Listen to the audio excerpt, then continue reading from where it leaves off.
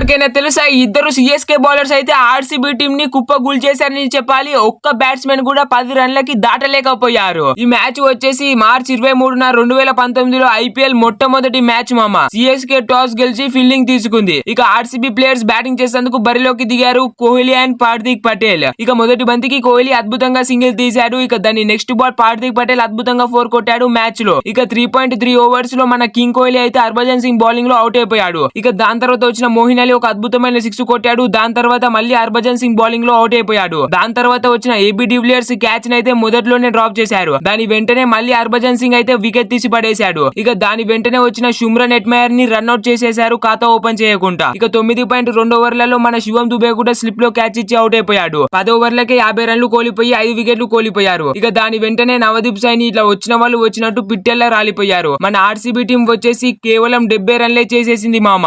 CSK match గెలవాలంటే 71 రన్లు కొట్టాలి 121 బౌలర్లు. చెన్నై టీం వాళ్ళు బ్యాటింగ్ చేసేందుకు బరిలోకి దిగారు షేన్ వాట్సన్, అంబటి రాయుడు. మొదటి బాల్ అయితే డాట్ అయింది. ఇక దాని తర్వాత అంబటి రాయుడు ఒక అద్భుతమైన 4 కొట్టాడు. ఇక 2.1 ఓవర్ లో షేన్ వాట్సన్ అవుట్ అయిపోయాడు యూజీ చాగల్ బౌలింగ్ లో. ఇక సిఎస్కే బ్యాటర్స్ ఇద్దరు అవుట్ కాగానే ఇక మంచిగా పార్ట్నర్షిప్ అయితే నిలకడగా చేశారు. ఉమేష్ యాదవ్ మధ్యలో ఒక క్యాచ్ డ్రాప్ చేశాడు. కోహ్లీ షాక్ అయిపోయాడు. ఇక దాని తర్వాత సురేష్ రైనా, అంబటి రాయుడు అద్భుతంగా రాణించారు సింగిల్ తీసుకుంటూ. సురేష్ రైనా ఈ మ్యాచ్ లో 5,000 రన్లు కంప్లీట్ చేసుకున్నాడు తన కెరియర్ లో ఐపీఎల్ లో. 50 బంతుల్లో 24 రన్లు కావాలి సిఎస్కే కి మ్యాచ్ గెలవాలంటే. అంతకన్నా ముందు ధోని ఫ్యాన్స్ లైక్ చేయండి, కోహ్లీ ఫ్యాన్స్ సబ్స్క్రైబ్ చేయండి. చూద్దాం వీళ్ళిద్దరిలో ఎవరికి ఎక్కువ ఫ్యాన్ బేస్ ఉందో. ఇక దాని తర్వాత సురేష్ రైనా అద్భుతంగా బ్యాటింగ్ చేస్తాడనుకున్నాము కానీ అవుట్ అయిపోయాడు మోయిన్ అలీ బౌలింగ్ లో. ఇక కేదార్ జాదవ్ అద్భుతంగా బ్యాటింగ్ చేశాడు, కవర్ డ్రైవ్ 6 కొట్టాడు. ఇక 14.2 ఓవర్స్ లో అంబటి రాయుడు అవుట్ అయిపోయాడు మియా బౌలింగ్ లో. ఇక జడేజా వచ్చి చెన్నై టీం కి మ్యాచ్ గెలిపించాడు.